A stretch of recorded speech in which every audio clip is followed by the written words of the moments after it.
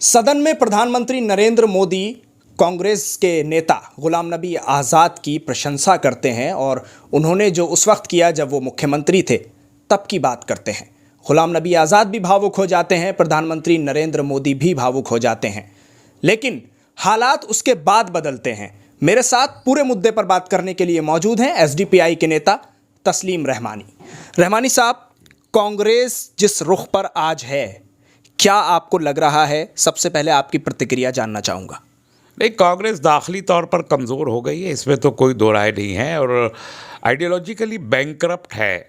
कोई उनके पास आइडियोलॉजी अब नहीं है और इस वजह से ज़्यादा कमज़ोर हुई है। जो सेकुलरिज़म सोशलिज़म की आइडियोलॉजी उनकी थी, वो सॉफ्ट हिंदुत्व की आइडियोलॉजी में कन्वर्ट हो गई है, और इसको लेके मुझे लगता है कि पार्टी के अंदर बहुत ज़्यादा एक कशमकश है कि आइडियोलॉजिकली हम किस पेडेस्टल पे खड़े होंगे। तो जो भी हम पिछले 6-7 महीने से देख रहे हैं, मुझे वो उस आइडियोलॉजिकल बैंक्रप्सी और उस आइडियोलॉजिकल कशमकश का नतीजा दिखाई देता है। जिस तरह मैंने अपने ओपनिंग रिमार्क्स में बोला कि गुलाम नबी आज़ाद साहब की जब प्रशंसा की नरेंद्र मोदी जी ने, प्रधानमंत्री जी ने, वो भी भावुक हुए, गुलाम नबी आज़ाद साहब भी भावुक हुए। उसके बाद से ही कुछ रुख गुलाम नबी आज़ाद साहब का बहुत ही पॉजिटिव नज़र आने लगा था प्रधानमंत्री नरेंद्र मोदी के लिए। तो ये किस तरफ एक जाती हुई लहर नज़र आ रही है आपको? कुछ इस पर टिप्पणी होगी आपकी? देखिए, पार्लियामेंट में जो कुछ हुआ वो तो नेचुरल लग रहा था कि वो एक वाक़या हुआ था, उसको लेके भावुक हो जाना बड़ा फितरी था। लेकिन उसके बाद जो कुछ हुआ है, अभी हाल ही में, अभी कल जो उनका इजलास जम्मू में हुआ, उस इजलास में कांग्रेस के लीडर्स ने जो बातें कही, और ख़ुसूसन गुलाम नबी आज़ाद ने जिस तरीके से वज़ीर आज़म की तारीफ़ की, वो एक्स्ट्रॉर्डिनरी है, वो गैर मामूली है।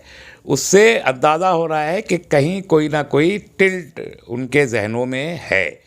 और ये जो G23 है, जो पहले भी जिन्होंने ख़त लिखा था, हमको तो उस वक्त लगा था कि ये जो आइडियोलॉजिकल डिफरेंसेस हैं, ये पार्टी को अंदर से कहीं ना कहीं कमज़ोर करके पार्टी को तोड़ सकते हैं।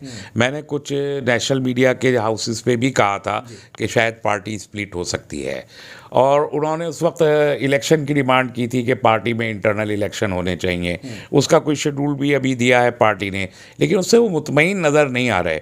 और मुझे लग रहा है कि ये आइडियोलॉजिकल डिफरेंस अगर ख़त्म नहीं होता तो मई में जो 5 रियासतों के इंतखाबात मुकम्मल होंगे, 2 मई को नतीजा आएगा, और उस वक्त तक या उसके फ़ौरन बाद मेरा ख़्याल है कि कांग्रेस पार्टी अंदर से एक तारीख़ी तौर पर कोई वाक़या रोनुमा होगा। तो क्या ऐसा लगता है आपको रहमानी साहब के जो मुस्लिम बड़े चेहरे हैं कांग्रेस पार्टी के, वो बहुत एक लंबे समय से कहीं ना कहीं कांग्रेस की जो एक चलने का तरीक़ा है उससे कहीं ना कहीं बहुत नाराज़ और मायूस रहे हैं? चाहे मुस्लिम एमएलएज़ की बात कर लें जो दिल्ली में हैं, या मुस्लिम बड़े चेहरों की बात कर लें, गुलाम नबी आज़ाद हों या इस तरह के नेता हों। नहीं, कौन है बड़ा चेहरा? गुलाम नबी आज़ाद के अलावा मुस्लिम बड़ा चेहरा आप किसे कह रहे हैं? अहमद पटेल थे, वो अब नहीं रहे। इसके अलावा गुलाम नबी आज़ाद हैं, और कौन बड़ा चेहरा है? कोई बड़ा चेहरा तो है नहीं। एंथनी कमेटी की रिपोर्ट ने 2015 में कहा कि मुसलमान ज़्यादा करते हैं, फोकस करते हैं मुसलमानों के ऊपर, इसलिए पार्टी हार जाती है। तब से तो जो इलेक्शन भी होता है उसमें मुस्लिम चेहरे को स्टेज पे भी खड़ा नहीं करते। ख़ुद गुलाम नबी आज़ाद को खड़ा नहीं किया बहुत सारे स्टेजेस पे। तो ये तो एक तो कांग्रेस ने मुसलमानों से पल्ला झाड़ ही लिया है। अब मेरा ख्याल है कि जो एक आध ये गुलाम नबी आज़ाद टाइप का बचा हुआ चेहरा है, ये कांग्रेस से पल्ला झाड़ने की कोशिश कर रहा है। और ये सारे बहुत ही सीनियर कांग्रेसी हैं, 70+ के सारे लीडर्स हैं। ये बाहर आते हैं और एक नई पार्टी या नया ग्रुप बनाते हैं, और सेकुलरिज्म को अगर ये क्लेम करते हैं कि कांग्रेस अब सॉफ्ट हिंदुत्ववादी पार्टी है और हम सेकुलर पार्टी हैं, कांग्रेस की लीगेसी को, सेकुलर लीगेसी को हम लेके आगे बढ़ेंगे, तो एक बड़ा वाक़या होगा। ठीक, बहुत बहुत शुक्रिया रहमानी साहब बात करने के लिए पूरे मुद्दे पर।